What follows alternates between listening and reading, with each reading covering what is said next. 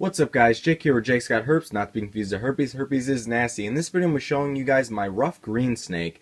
Now this is a snake that I haven't really shown you guys a lot previously on my channel because it's a very elusive snake. As you can see, they get the name rough green snake because they are very bright green snake. I'm not sure if the lighting in this video will show it off properly to you guys, but it's a very green snake. You can see how well they blend in compared to the foliage in the tank, which is why I don't usually take them out, just because it's usually pretty hard to find them, and a lot of the times I have to dig up the plants. But I actually spotted him going in that little cave right there, so I figured I would take this opportunity to make a video about him for you guys.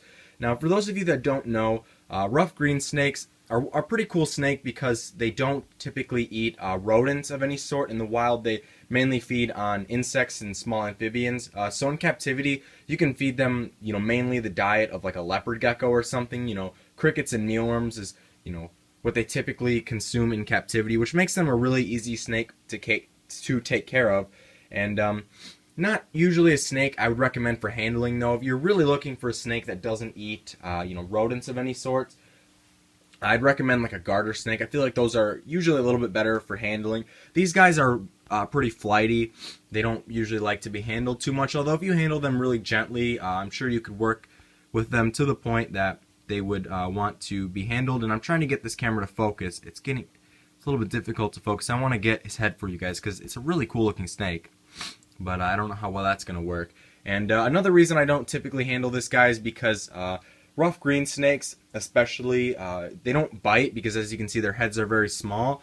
They release an odor, a musk, and it smells very bad. It's not one of the better smelling things. It's a very foul odor, and you usually have to wash your hands for a good bit, after you get musk. And I'm pretty sure I already did, but I'll take one for the team for you guys. And it's just a cool little snake. It's really interesting to watch when you put him back, and scurry away into the foliage, because it really does blend in very well. Very good camouflager. As you can see, got the green on the top, and their bellies are usually this lighter green or yellow color, and that helps them blend in extremely well with the foliage. I actually put a picture up on Instagram of this guy, and I was asking people if they could spot him among the foliage, and some people did, but a lot of people could not. They didn't know what I was trying to point out to them. But I figure I'd take this time to make a video about this snake for you guys because it's a really cool snake. Something I will show off more in the future.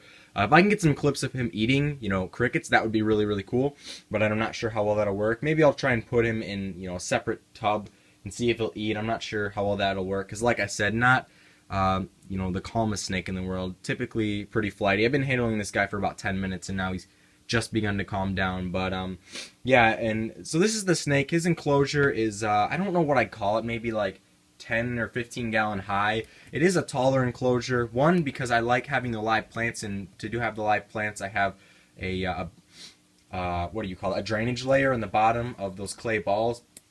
And I have a lot of plants in here. The one on the right's a nice lush plant. The one on the left is not doing that well, however. And I also have some sticks that I got outside and that I bleached and baked and did all that stuff to make sure that there weren't any bugs in them that would get inside my enclosure. Although if they did, I'm not sure it would be the biggest deal in the world. You do have to worry about pesticides and such, and I'll bring my snake back into the camera view for you guys. But in the wild, you can find these guys in the wild, in my area. And although this one's not, I'm sure it's wild caught, but I didn't go out and catch it myself.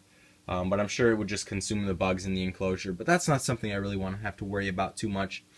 And, other than that, pretty cool snake. They are arboreal, though mine seems to like to curl up, under the plants and stuff to camouflage and to ambush prey and things like that.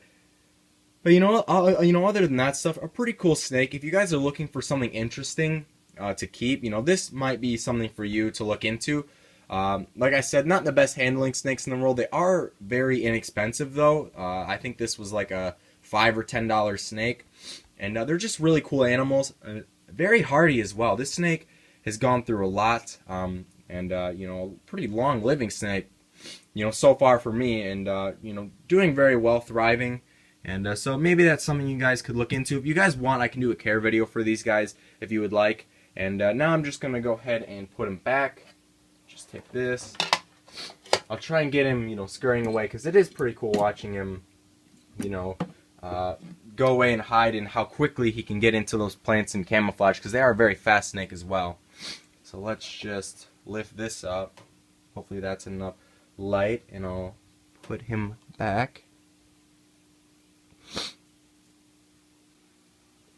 So as you can see, there's my rough green snake right there. He's slowly slithering away into the foliage. I'm going to zoom in here for you guys just so you can see him. If you didn't know what you were looking for, if you've never gone herping, or you just didn't know, the snake I was talking about, a lot of people would presume that there wasn't anything in here because, as you can see, blends in very well, which is really cool. I like seeing a lot of these natural aspects of these animals in captivity. It's really cool, and especially to try and recreate an enclosure such as this to a smaller scale of the wild, in just a little aquarium like this. So hopefully you guys enjoyed this video. If you did, please leave a like. If you want to see this guy some more, leave a comment. Let me know as he scurries away to be gone for another couple weeks until I dig him out again.